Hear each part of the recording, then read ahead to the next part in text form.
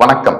ஆங்கில புத்தாண்டு 2026 சிறப்பு பலன்கள் அந்த வரிசையில 12 ராசிகளுக்கான பலன்களை பார்த்துட்டு வர இந்த நேரத்துல இன்றைக்கு நம்ம பார்க்க போவது மகர ராசி. ஆங்கில புத்தாண்டு 2026ல 2 பெரிய கிரக மாற்றங்கள் நடக்க போகுது. ஒன்று சனி பயிற்சி, மற்றொன்று குரு பயிற்சி. சனி பயிற்சியானது மார்ச் 6ஆம் தேதி வாக்கிய பஞ்சாங்கப்படி கும்பராசியிலிருந்து மீனராசிக்கு பெயரவிருக்கின்ற சனி பகவான். அதே மாதிரி ஜூன் 2ஆம் தேதி மிதுனத்திலிருந்து கடகத்திற்கு பெயரவிருக்கின்ற குரு பகவான். இந்த 2 பயிற்சியானது 12 ராசிகளுக்கு என்ன பலன் தரும் அந்த வரிசையில இன்றைக்கு மகரம். காலபுருஷ தத்துவத்துக்கு 10ஆம் வீடு கர்மஸ்தானம். 7.5 வருஷம், அதாவது வாக்கிய பஞ்சாங்கப்படி கும்பத்திலிருந்து மார்ச் 6ஆம் தேதி மீனத்திற்கு போகும்போது 7.5 சனியானது மகரத்திற்கு முடிய போகிறது. 7.5 வருஷம், கிட்டத்தட்ட 7.5 வருஷம். எனக்கு தனிப்பட்ட முறையில 12 ராசிகள்ல மகர ராசிக்கு தான் அதிகமான ஃபாலோவர்ஸ், சிம்ம ராசி மற்றும் மகர ராசிக்கு அதிகமான ஃபாலோவர்ஸ். கடந்த 7 ஆண்டு மகத்தான அந்த மகர ராசி மக்கள் எண்ணற்ற துன்பங்கள், கிட்டத்தட்ட பல லட்சக்கணக்கான மகர ராசி என்பவர்களுக்கு வேலையை இழந்து, உடைமையை இழந்து, உறவை இழந்து, உரிமையை இழந்தாச்சு. பல அவமானங்கள், சிண்டு வண்டெல்லாம் நம்ம மேல பேசுறது, இப்படி மனம் சுக்குநூறாக உடைந்து போன நிலைமையில எப்பவுமே நாம் பேசும்போது அது சுலபமா இருக்கும், கேட்கும் போது சுலபமா இருக்கும். ஆனால் கஷ்டப்படும் போது அந்த வலி என்பது அது சொல்லி மாளாதது. அப்படிப்பட்ட மகர ராசி என்பவர்களுக்கு 7.5 ஆண்டுகளுக்கு பிறகு நல்ல காலம் பிறந்தாச்சு. எப்படி பிறக்குது? 12 ராசிகள்ல நம்பர் 1 வர்ற ஆண்டு, அடுத்த 3 ஆண்டு 4 ஆண்டுக்கு நம்பர் 1 இடத்தை பிடிப்பது மகரம். எப்படி நம்பர் 1? பொதுவா உங்களுடைய பாதசனியானவர் 7.5 சனி முடிஞ்சு வாக்கிய பஞ்சாங்கப்படி மார்ச் 6 மீனத்துக்கு போறார். அப்படி மீனத்துக்கு போகும்போது அது மட்டும் இல்லாம சனி 7.5 சனி முடியறது மட்டும் இல்லாம ராசிநாதனான சனி பகவான் ராசிக்கு 3ஆம் இடத்தில் போய் உட்காருகிறார். இது அடுத்த மிகப்பெரிய கோல்டன் அட்வான்டேஜ்.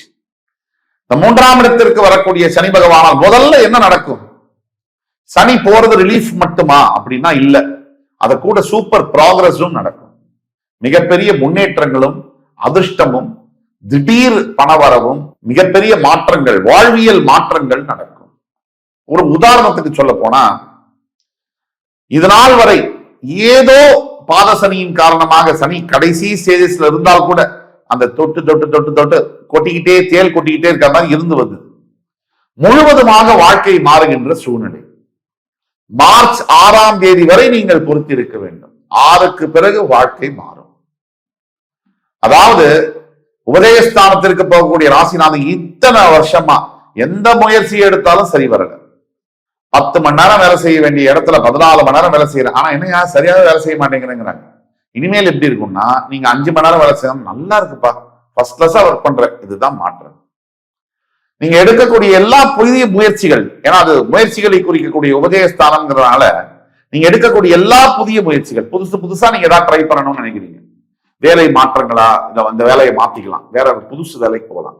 அதே மாதிரி இருக்கிற இடத்துல இருந்து டிரான்ஸ்பர் வாங்கிட்டு வேற ஊருக்கு போகலாம், இந்தியாக்குள்ளேயோ இல்ல இந்தியா வெளியிலேயோ. இதெல்லாம் பாசிபிள். இளைய சகோதர சகோதரிகளினால் பெரிய அளவுல பெனிஃபிட். 3ங்கிறது இளைய சகோதர ஸ்தானம், அந்த குடிக்கிறதுனால. நண்பர்கள் இது நாள் வரைக்கும் நம்மளை எவெல்லாம் ஏமாத்துறான் அந்த நண்பனாவே பார்த்திருக்கோம். இனிமேல் தான் உண்மையான நண்பன் ஒருத்தர் இருந்தா போறோம்னு சொல்லுவாங்க. அந்த ஒரு உண்மையான நண்பர் என்பது உங்கள் வாழ்க்கையில் வருவார். இவ்வளவு நடக்க போகுது. இதே மாதிரி கூட்டு தொழில்கள், பார்ட்னர்ஷிப் ஃபர்ம்ஸ் எல்லாம் மிகப்பெரிய அளவுல பெனிஃபிட்ஸ் ஆக போகுது. நீங்க மகர ராசி, நீங்க பார்ட்னர்ஷிப்பா ஃபர்ம்ல ஒரு பார்ட்னரா இருக்கீங்க அப்படின்னா உங்களுடைய பிசினஸ் பல மடங்கு விஸ்தரிக்கும். அதே மாதிரி இந்த ஒரு சனி பயிற்சி எப்படி இருக்குன்னா, குரு பயிற்சியை பத்தி பார்ப்போம்.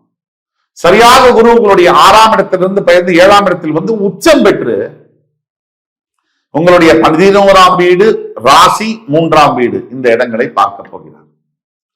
இந்த 11ஆம் வீட்டை குரு பார்வை விழுந்தாச்சுன்னா என்ன அர்த்தம் அப்படின்னா, பொருளாதார நிலைமை என்பது 11 லாபஸ்தானம், பொருளாதாரம், வருமானம் எங்கிருந்து வரும்? இன்னைக்கெல்லாம் வாழ்க்கைன்னா என்ன? காசுதான்.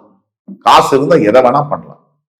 காசு இல்லைன்னா நாம நம்மளையே மதிக்க மாட்டோம். காசு இருந்தா நீங்க யாரையாவது மதிக்கலைன்னா கூட வாழ்க்கை நகர்ந்து போகுது. அப்படிப்பட்ட உலகமா மாறிடுச்சு. ஆக காசு, அந்த காசு வரக்கூடியது எது? 11ஆம் வீடு. அந்த வீடு மேல குரு பார்வை விழுந்தால் பூர்வீக சொத்து கிடைக்கிறதும், காசு, பொருளாதார நிலைமை. அதாவது ஒரு சாதாரண வேலை, ஒரு 30,000 ரூபாய் வேலை பார்த்து நான் பழச்சிட்டு இருக்கேன், என்னுடைய வாழ்க்கை தரம் என்பது உயருமா? 35,000 என்பது வாழ்க்கை தரம் உயராது. சம்பளம் 5,000 ரூபாய் ஏறினாலாம். வாழ்க்கை தரம் உயர வேண்டும் என்றால் 1 லட்சம் ரூபாய் வரைக்கும் சம்பாதிக்கணும். திடீர்னு சொந்த வீடு வாங்கணும், நிலம் வாங்கணும், லம்பா பணம் கிடைக்கணும், பெரிய அளவிலான தொகை கிடைக்கணும். அதெல்லாம் தரக்கூடிய அளவில் குரு தனகாரகன் உங்களுடைய லாபஸ்தானத்தை பார்வையிடுகிறார். ராசியை மேது குரு பார்வை ஸ்ட்ரைட்டா வருது ஜூன் 2க்கு மேல. முதல்ல மார்ச் 6 ஏழரை சனி முடியுது, அடுத்த 3 மாசத்திலே குரு பார்வை விழுது ராசி மேல. அப்படின்னு என்ன அர்த்தம்? இறைவன் பார்வை நம்ம மேல விழுதுன்னு என்ன அர்த்தம்? நம்மளுடைய புத்தி சரியா வேலை செய்யும், நம்மளுடைய எண்ணங்கள் சரியா இருக்கும், நம்மளுடைய பேச்சு சரியா இருக்கும், நம்முடைய செயல்கள் சரியா இருக்கும். இந்த 3ம் சரி இருந்ததுனால் வாழ்க்கை எப்படி இருக்கும்? சூப்பரா இருக்கும்.